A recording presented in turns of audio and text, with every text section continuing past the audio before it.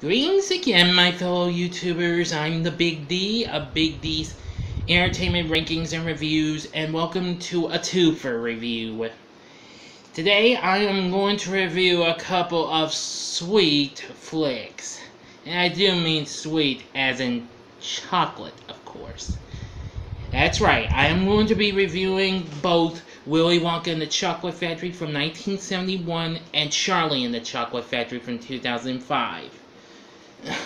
They're both the same because they're both based on Roald Dahl's book, Charlie and the Chocolate Factory. Now, of course, Roald Dahl's the same guy who brought us lots of other great stories, such as James and the Giant Peach and Matilda. But anyway, Charlie and the Chocolate Factory, since I've read some of it and browsed through it, I realized that's a good story. So, let's begin on the review of the first one. Willy Wonka and the Chocolate Factory was released in 1971 and became a big hit. As I learned, it was sponsored by the Quaker Oats Company, which helped in the production of the movie. Film stars Gene Wilder, whom we sadly lost, I think, a year or two ago, as Willy Wonka. Along in this movie is Jack Albertson, who plays Grandpa Joe, the grandpa to the young boy Charlie, played by Peter Ostrom in his one and only flick, which I'll explain when I get to the end. Now, the cast of the movie is pretty good. I can't give a name to all of them because there's too many to name.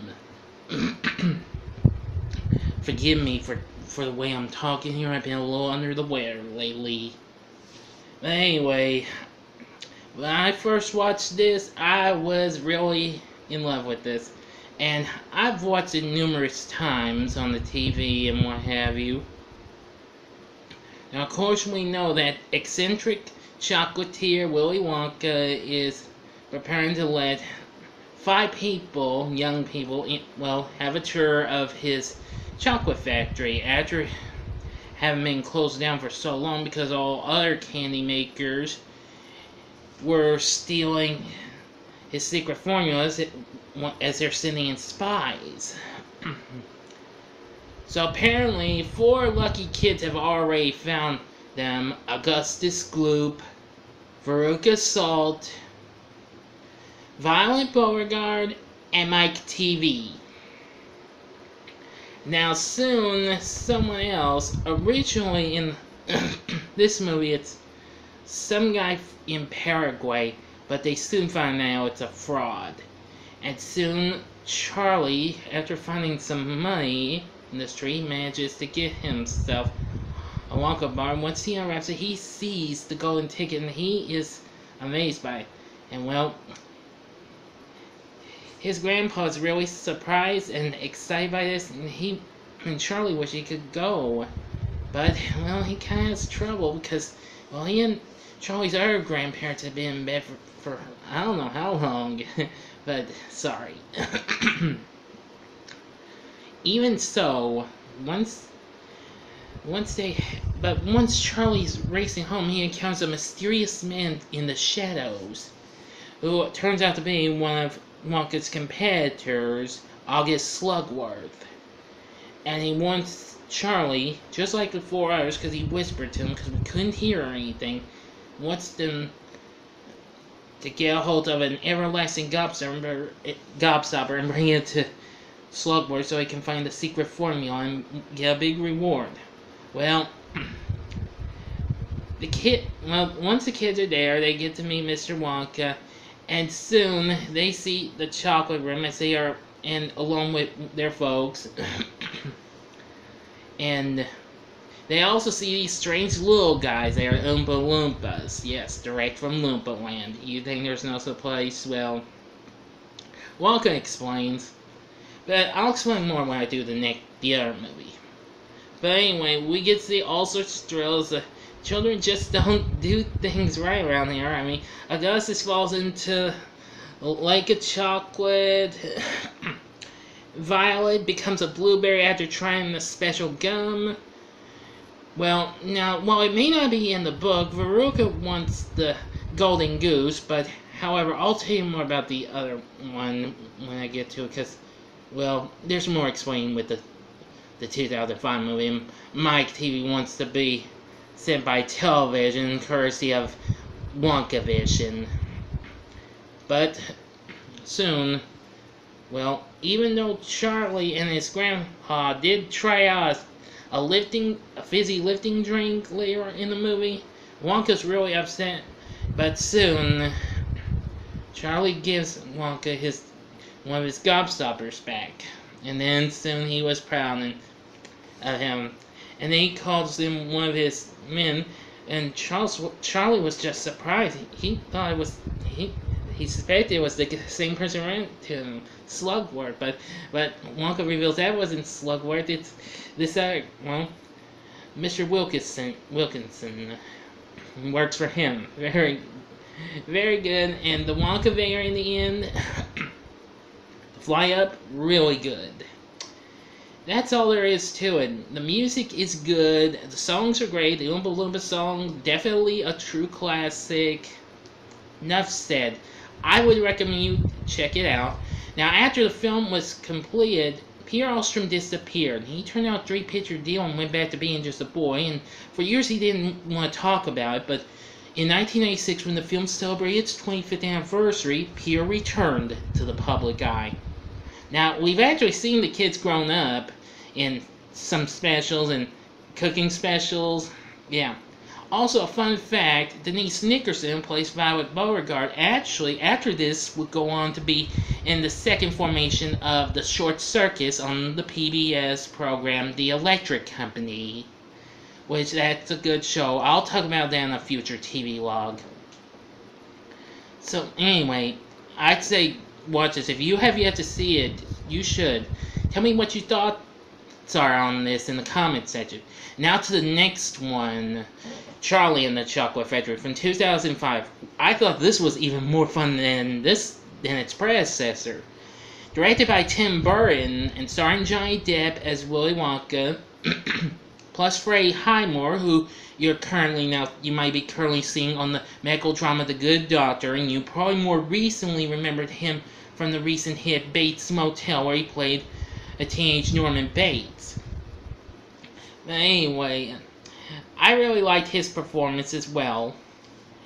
And the story just starts out the same, but unlike the others, we see the person claimed to be a fake on ticket was someone from Russia, actually. But it soon turns out to be a fraud. And Charlie manages to get himself a golden ticket after he had gotten a few Wonka bars. Well, even one for his birthday. Still, I do enjoy it. I do enjoy the performances given by the whole cast. Of course, we have Helena Bonham Carter plays Charlie's mom. Noah Taylor, I do believe that's his name. I do know his first name. He was in the Tomb Raider movies where Angelina Jolie plays Charlie's dad. Everybody was good. And let's see. I do know one of the kids was Aunt Sophia Robb. She played Violet Beauregard. And Missy Pyle, I know who that is. I've seen her in Josie and the Pussycats and Dodgeball, A True Underdog Story, and several other movies. Plays her mother. Yeah, real funny. And of course, we have Christopher Lee. You might know him from the Lord of the Rings trilogy and 2 of the Star Wars saga prequels, which those were Attack of the Clones and Revenge of the Sith. Actually plays Willy Wonka's dad, who happens to be a dentist. But apparently, he's not too thrilled, even when we see flashbacks of Willy going trick-or-treating. But he destroys the candy. Well, his dad does. But soon, when cleaning out his chimney, he finds one unwrapped and tries it and enjoys it, and he tries everything. But apparently, his dad won't be around when he comes back, because Willy wants to be a chocolatier. And when the young Willy returns, his dad's place is gone. And it just happens later in the movie. Now, usually the same things happen to the kids. Augustus falls into a big lake of chocolate. Really, more fun than the first. I mean, now, oh, but there's something else. I do like the Oompa Loompas, who are all played by Deep Roy. Very, very impressive, actually. And the songs they do are good. Maybe not as good as the Oompa Loompa song we hear throughout the predecessor, but still they're different songs about the other four kids, though.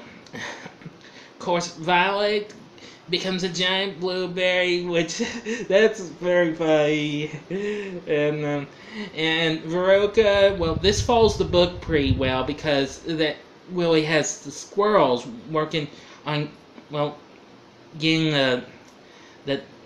the walnuts out of their shells, which that was really something. Yeah, and let me see. And of course, Mike wants to be sent by television through a contraption that acts like a teleporter. Yeah, that sends a Wonka bar actually over to the TV. Really something. And actually, we do get to see the elevator scene before we even go to the TV room. That's really cool. Right Back Home is good. I really loved this. I mean, Johnny Depp might not be no Gene Wilder, but still, I actually do like. Yeah, I mean, he always had some funny lines. I mean, like when Veruca introduces herself to him, it's like, I always thought Veruca was a type of wart that got on the bottom of your foot. And let's see. And well, when he's trying to tell Veruca to get out, it's like, don't touch that squirrel's nuts! You'll make him crazy! And, well, they get her, and her dad's like, what are they doing? They're testing to see if she's a bad nut. Yeah, well, I like his way of telling what they're doing, unlike the first one, which was after the after their, no, not before the Oompa Loompas break in the song, and, well, like, where are they taking her? Where all the other bandits go? To the garbage chute. And, like, where does the chute go? To the incinerator. Yeah, I like the furnace one we heard in the first movie, but I like this even more. Don't worry, we only play on Tuesdays. My TV's like, today is Tuesday. Well, he's like, well, there's always a chance that you decide not to like it today. Oh boy. But really cool. But however, Charlie turned down the chance to take over Willy's factory, and well, but he really wanted him to reconnect with his dad, and soon it happened. And then soon, well, Charlie and his whole family came to stay at Willy's chocolate factory. Enough said. Like I said, I loved Charlie and the Chocolate Factory just as much as Willy Wonka and the Chocolate Factory. These are both good movies, and I'd highly recommend you check them out. And if you've seen Charlie and the Chocolate Factory, please feel free to tell me what you thought about it in the comments section. But if you've seen both, comment as well if you've seen both. Like I said, those were great movies with great characters. And I do like Charlie a little bit more, but I do prefer them being in a draw, though, okay? Because Charlie and the Chocolate Factory stayed a little more loyal to the book and what have you. Now, I've heard well, I haven't heard, but I've read on one of my sources that they're planning to do it. They're trying to do another version of it with Paul King, who directed the Paddington movies. But I don't know if that's going to happen or not. But since he dropped out from directing a possible third Paddington movie, which I love those movies, but I'll talk about those another time. In the meantime, comment, subscribe, please, and like if you like this video. And until next time, I'm the Big D saying, see ya.